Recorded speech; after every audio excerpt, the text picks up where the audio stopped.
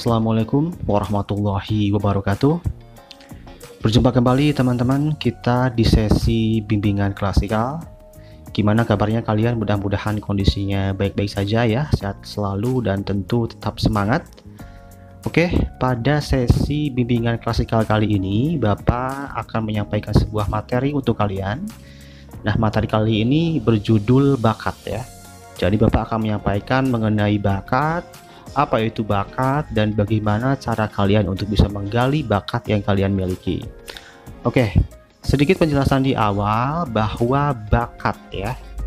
Sebelum kita membahas mengenai bakatnya nih ya, Bapak sampaikan bahwa kalian perlu ingat ya, kali ini kalian sedang berada di bangku sekolah menengah atas, sedang belajar di sekolah menengah atas, yang dimana ini merupakan salah satu langkah kecil sebenarnya untuk mewujudkan cita-cita kalian di masa yang akan datang. Nah, rata-rata setiap orang pasti memiliki keinginan untuk sukses di masa depannya ya. Sukses itu bisa mungkin beragam ya sudut pandangnya atau makna sukses itu sendiri, tapi yang jelas adalah kalian tentu di masa depan ingin menjadi sejahtera ya, berkat karir atau pekerjaan yang kalian jalankan nantinya. Nah, untuk bekerja atau berkarir itu harus sesuai dengan bakat kalian, sesuai dengan keinginan kalian. Makanya kita selalu sering mendengar bahwa ketika kita kerja itu kita harus sesuai dengan passion kita. Agar bagaimana? Agar ketika bekerja kita itu merasakan kepuasan, kebahagiaan dalam bekerja ya. Tidak ada unsur paksaan ya. Dengan begitu kita akan sejahtera dan hidup bahagia. Nah, itu yang didambakan oleh semua orang. Nah, permasalahannya adalah semua orang tidak bisa melihat atau menemukan bakat yang terpendam pada dirinya. Dan mudah-mudahan pada sesi kali ini dengan penjelasan yang Bapak sampaikan, kalian bisa menemukan kira-kira bakat apa yang akan kalian temukan dalam diri kalian dan menunjang karir kalian di masa yang akan datang. Oke. Pertama, kita akan mengetahui terlebih dahulu mengenai bakat atau talent ya. Jadi bakat itu merupakan sebuah kemampuan yang melekat pada seseorang. Nah, banyak yang bilang kalau bakat ini sebenarnya adalah bawaan sejak lahir gitu, karena setiap manusia itu dibekali dengan potensi masing-masing begitu. Nah, itu bakatnya. Ada istilahnya minat. Nah, apakah bakat dengan minat itu berbeda? Jelas berbeda. Kalau bakat adalah kemampuan, sedangkan minat merupakan keinginan atau ketertarikan, kesukaan terhadap sesuatu. Nah, orang yang punya minat belum tentu dia berbakat dalam bidang yang dia minati.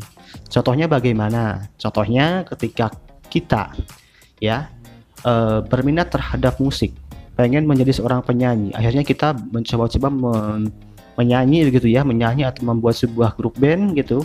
Tetapi setelah dilihat oleh orang lain, ternyata penilaian orang lain adalah kita nggak pantas jadi penyanyi. Kenapa? Karena suaranya misalkan ada falsnya dan lain sebagainya gitu ya. Artinya kita ini atau orang ini ya adalah orang yang punya minat tetapi tidak selaras dengan kemampuannya, dengan bakatnya. Nah, mungkin kalian punya banyak minat nih terhadap apapun, tapi pertanyaannya apakah kalian memiliki bakat yang juga selaras dengan minat kalian? Nah, itu jadi sebuah permasalahannya seperti itu. Nah, bakat ini juga menjadi satu ciri keunikan individu. Artinya setiap individu yang berbakat pasti dia akan menonjol dalam bakatnya dibandingkan dengan orang-orang yang lain. Tentu bakat ini jenisnya berbeda-beda ya, ada banyak macamnya. Oke, itu mungkin sekilas mengenai arti dari bakat itu sendiri. Berikutnya, ya di sini Bapak menampilkan beberapa tokoh yang pasti kalian ketahui ya, siapa mereka, dan mereka ini adalah orang-orang yang berada di posisinya ditunjang dengan bakat yang mereka miliki. Contoh ada Lionel Messi ya, dia pesepak bola dan dia memang berbakat dalam sepak bolanya. Ada Syekh Ali Jaber almarhum yang merupakan seorang dai ya. Beliau juga adalah orang yang berkarir sebagai seorang dai dikarenakan ditunjang oleh bakatnya atau kemampuannya. Ya, ada ilmuwan yaitu Bapak B.J. Habibie, ya. Ada presenter sekaligus reporter, ya. Ada Mbak Najwa Shihab, kemudian ada penyanyi, penulis lagu, ada Bruno Mars, kemudian ada Kang Emil, ya, Gubernur Jawa Barat yang sekaligus sebagai seorang, dia punya background arsitek. Nah, backgroundnya inilah yang menjadi bakat dia, ya, sehingga dia berada di posisi saat ini. Kemudian ada juga Joko Anwar, ya, director atau sutradara, ya, yang beliau juga berada di posisinya saat ini berkarir sebagai seorang sutradara dikarenakan bakat yang dia miliki. Artinya mereka adalah orang-orang yang minat dan bakatnya selaras. Dan tentu masih banyak tokoh-tokoh lainnya yang kalau Bapak sebutkan tidak akan cukup. Ini hanya sekedar contoh bagi kalian aja, ya. Jadi kalian sebaiknya jadi seperti mereka, gitu ya. Oke. Selanjutnya, nah, bakat itu terbagi menjadi dua, teman-teman, ya. Ada bakat yang umum, ada bakat yang khusus. Kalau bakat yang umum itu dimiliki oleh setiap orang.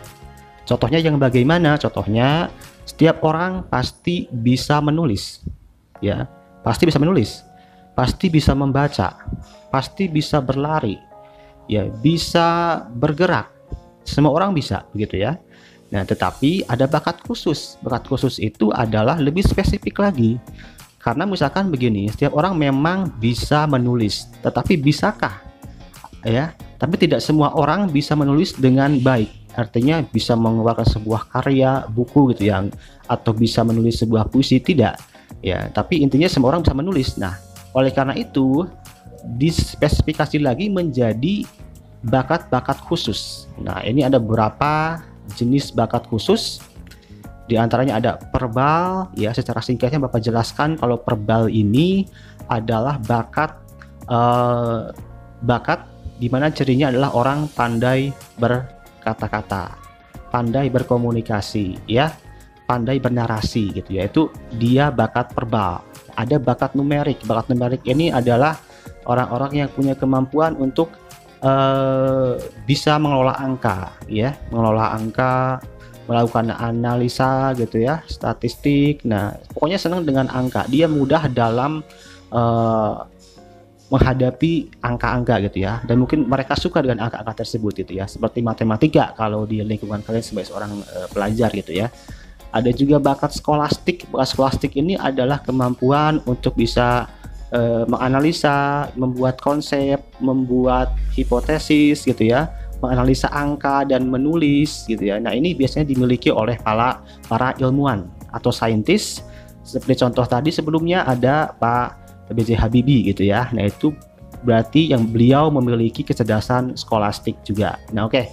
Berikutnya ada bakat mekanik ya. Bakat mekanik ini tentu adalah kemampuan untuk bekerja secara fisik dan mampu mengendalikan atau mengoperasikan berbagai macam perangkat ya. Bisakah itu mesin, kendaraan, kemudian ahli dalam menggunakan perkakas tertentu, menjadi seorang montir misalkan gitu ya, menjadi seorang pengendara truk trailer misalkan, atau menjadi seorang operator mesin. Nah, itu adalah bakat mekanik gitu ya. Kerjaan kasar itu butuh keterampilan karena tidak semua orang bisa melakukan itu ya. Kemudian ada bakat bahasa. Nah, bakat bahasa ini adalah bakat bagaimana seorang mampu berbicara, menulis dengan bahasa yang bagus, baik dan benar ya, gitu ya, baik dan benar.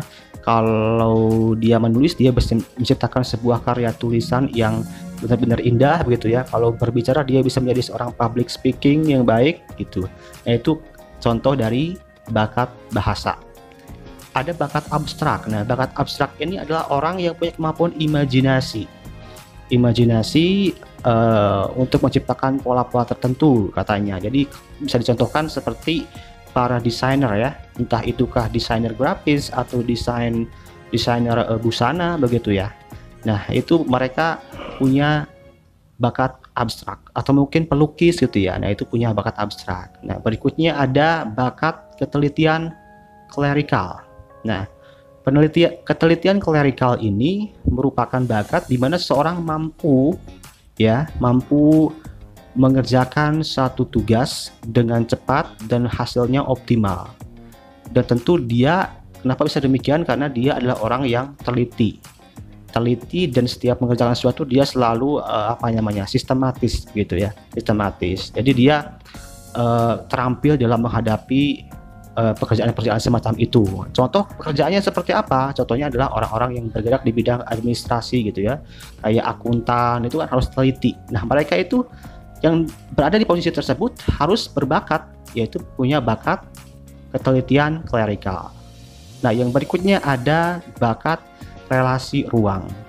Jadi bakat relasi ruang ini secara definisi adalah bakat di mana seorang mampu menceritakan, ya, mengingat objek-objek atau pola-pola 3 dimensi. Ya, kalau secara mudahnya kita definisikan adalah orang-orang yang benar-benar bisa memahami lingkungan sekitar, gitu ya. Artinya dia bisa mudah mengingat lingkungan sekitar, ya. Misalkan kalian pergi ke satu tempat yang baru kalian kunjungi, tetapi begitu kalian pulang dari tempat tersebut, kalian itu sudah benar-benar hafal posisi letak lokasinya bagaimana, ya. Misalkan di sebelah utara ada apa, di sebelah timur ada apa, begitu. Nah, itu kalian punya ciri sebagai orang yang pasti punya bakat relasi ruang. Nah, biasanya dalam profesi, orang-orang yang punya bakat ini akan bergerak atau bekerja dalam bidang misalkan arsitektur, ya. Arsitektur artinya dia sebagai desain tata kota gitu ya. Nah, arsitek, ya, insinyur, kemudian pilot juga perlu kemampuan atau bakat ini, karena pilot tentu perlu memperkirakan, ya, jarak dan lain sebagainya di sekitar dia gitu ya. Nah, itu adalah bakat relasi ruang. Mungkin itu sedikit saja penjelasannya karena untuk tiap jenis bakat khusus ini, ya. Mungkin nanti kita akan jelas dalam lagi nanti. Nah, berikutnya kita akan ke sesi di mana kita akan mencoba mengenali atau menggali kira-kira bakat yang kita miliki itu apa. Nah, oke. Tahap pertama, ya, kalian bisa melakukan observasi terhadap kegiatan-kegiatan yang sering kalian lakukan di rumah kalian, dimanapun lah gitu ya. Kegiatan-kegiatan apapun, sedetail mungkin, ya, termasuk kegiatan-kegiatan yang mungkin terlihat sepele. Misalkan apa? Misalkan rebahan sambil berimajinasi gitu ya. Nah, itu nggak apa-apa, dicatat aja, nanti dibuat kolom seperti yang kalian lihat ya. Misalkan kegiatan pertama di sini contohnya belajar bahasa Inggris. Nah, di kolom berikutnya ada skor bakat. Nah, skor bakat ini kalian isi dengan penilaian semudah dan sesuka apa kalian terhadap kegiatan tersebut. Misalkan kamu suka sekali belajar bahasa Inggris gitu ya. Nah, kalau suka banget berarti skornya bisa 10. Tapi kalau ya kadang-kadang suka, kadang-kadang enggak gitu ya, mungkin bisa 5 atau 6, ya, terserah kamu punya perkiraan sendiri ya, begitu. Nah, di sebelahnya lagi ada skor konsistensi. Jadi seberapa konsistenkah kamu melakukan kegiatan tersebut gitu ya. Apakah sering ataukah bahkan tidak, atau hanya jarang sekali begitu ya, hanya 1 kali misalkan, atau setiap hari dilakukan gitu ya. Kalau semakin sering tiap hari dilakukan misalkan, maka skornya bisa kalian kasih 10. Kalau misalkan mungkin hanya sebulan hanya sekali, ya bisa kasih skor 3 atau 4, terserah kalian. Silakan kalian buat tabel berikut ini untuk melihat kira-kira kegiatan seperti apakah yang paling dominan sering kamu lakukan. Nah, itu menjadi ciri bakat kamu di situ. Oke. Nah, untuk scoringnya itu ada dari 1 sampai 10. 1 menandakan skornya paling kecil, 10 ya paling besar. Nah, silakan kalian buat ini, iseng-iseng aja lah kalian buat ya. Bagi kalian yang memang masih bingung untuk menentukan bakat kalian di mana. Oke. Di sini contohnya ada nomor 1 ada belajar bahasa Inggris, 2 ada mungkin mengotak-atik laptop atau komputer gitu ya. 3 ada berorganisasi, 4 mengerjakan tugas matematika, 5 bermain futsal, dan lain sebagainya. Sebanyak-banyaknya boleh gitu ya, sesuai dengan kegiatan yang kalian sering lakukan. Nah, ini kegiatan ini berlaku untuk kapan aja gitu ya, misalkan pertanyaan seperti itu. Nah ini kalian catat, kalau kalian ingat, kalian bisa catat 3 bulan terakhir kegiatannya kalian lakukan apa aja. Atau kalau memang tidak ingat, kalian buat tabel ini untuk 3 bulan ke depan. Jadi setiap ada kegiatan kamu catat gitu ya. Ini sih iseng-iseng aja, Bapak nggak akan tagih ya. Tetapi ini tentu buat kalian sendiri ya. Kalau kalian memang peduli dengan jadi kalian dan ingin menemukan bakat kalian, maka dilakukan seperti itu gitu ya. Oke. Setelah pertama observasi, kita ke fase selanjutnya. Nah, fase berikutnya adalah mengetahui jenis kecerdasan kamu.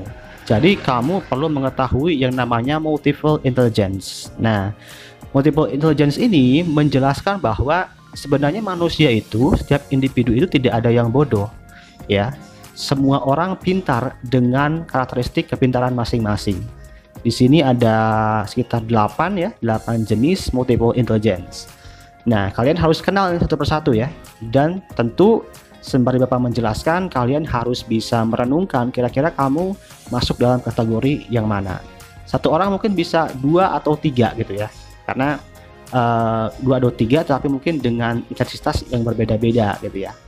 Nah, pertama ada kecerdasan intrapersonal ya, intrapersonal. Jadi kecerdasan ini merupakan jenis kecerdasan di mana kamu cerdas dan mampu untuk bisa memahami diri sendiri, ya, mampu memahami diri sendiri.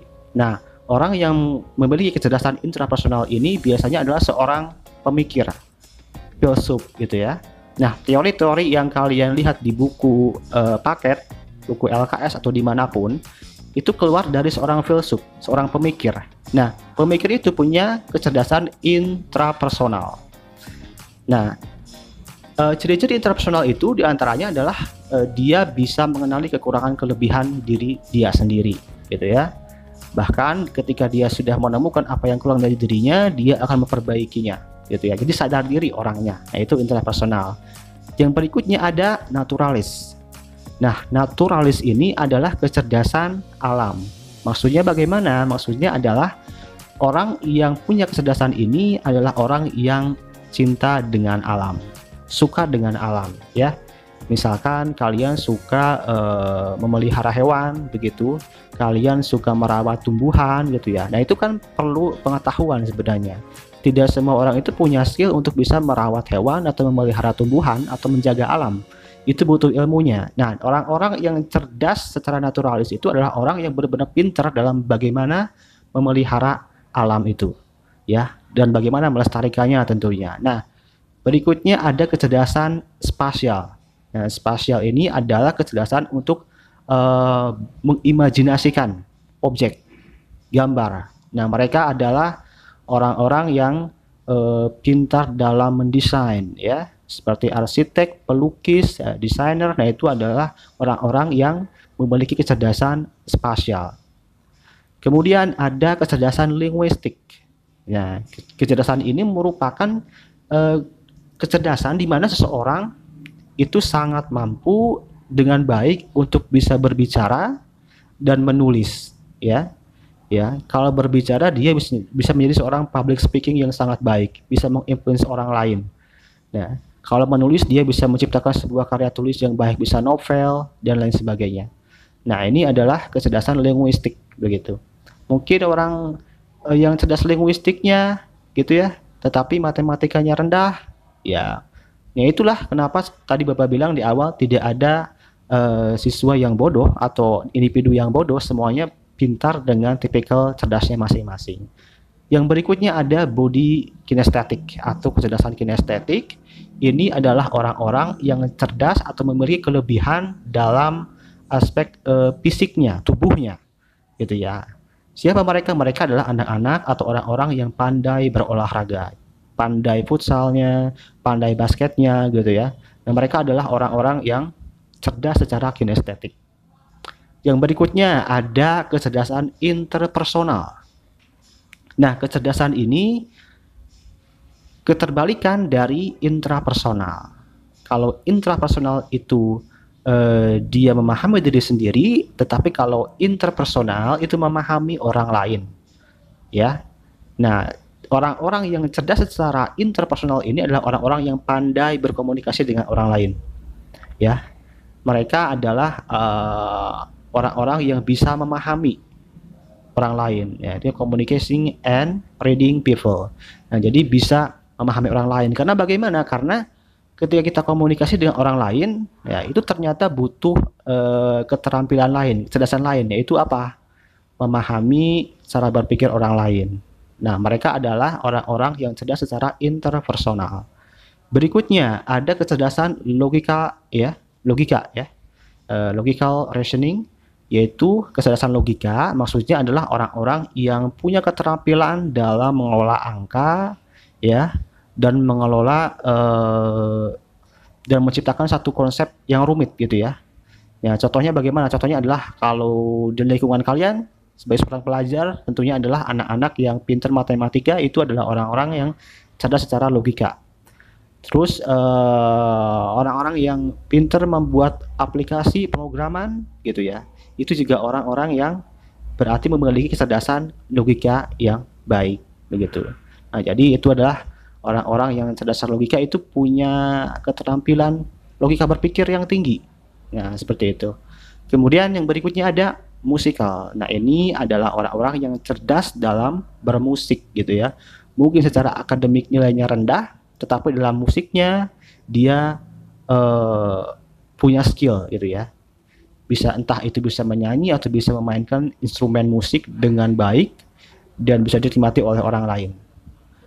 Ya, itu kira-kira beberapa multiple intelligence, ada 8. Nah, ini perlu kalian pahami dan Bapak harap kalian sudah bisa memahami diri kalian melalui tipikal kecerdasan ini. Artinya kalian sudah tahu bahwa kamu masuk dalam tipikal kecerdasan yang mana.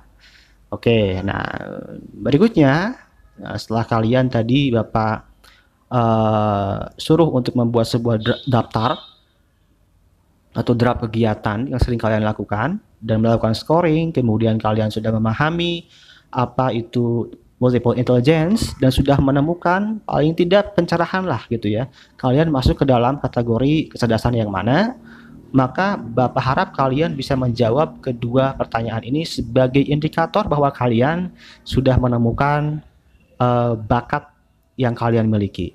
Pertama, ya, menurutmu kegiatan apa yang paling mudah kamu lakukan? Oke, silahkan direnungkan kegiatan apa aja gitu ya.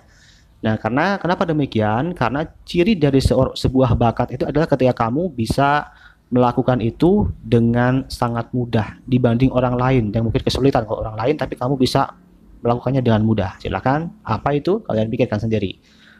Poin yang kedua adalah pertanyaannya, jika dilihat dari kemampuan yang ada dalam dirimu, hal apakah yang kamu rasa lebih unggul dibanding orang lain? Oke, silakan dilihat ya, kemampuan yang lebih unggul daripada orang lain. Contohnya bagaimana? Contohnya misalkan saya ketika mendapatkan tugas matematika itu saya kerjakan dengan cepat, bahkan sudah selesai gitu ya. Sementara teman-teman lain tanpa kesulitan, bahkan ada yang tidak mengerjakan. Nah, itu berarti kamu punya unggul di perhitungan matematika, unggul di kecerdasan logikanya. Silakan kamu pertimbangkan sendiri. Nah, mungkin sekian ya pembahasan pada sesi kali ini. Mudah-mudahan bagi kalian yang saat ini belum menemukan bakatnya apa, belum menyadarinya, mudah-mudahan cepat menyadari gitu ya, sehingga kalian lebih mudah untuk memutuskan karir selanjutnya. Contohnya adalah di perguruan tinggi kamu pengen jurusan apa, harus sesuai dengan bakat kalian tentunya. Atau mungkin yang pengen bekerja harus sesuai juga dengan pekerjaan, harus sesuai dengan bakat kalian pekerjaannya begitu. Nah, itu mungkin Bapak harapkan mudah-mudahan menjadi solusi bagi kalian semua. Ya, apabila ada teman-teman yang memang sudah menyadari bakatnya apa, ya alhamdulillah berarti kalian sudah tidak ada masalah ya. Mungkin sekian bimbingan klasikal pada sesi kali ini. Kurang dan lebihnya Bapak mohon maaf ya. Wassalamualaikum warahmatullahi wabarakatuh. Sampai jumpa.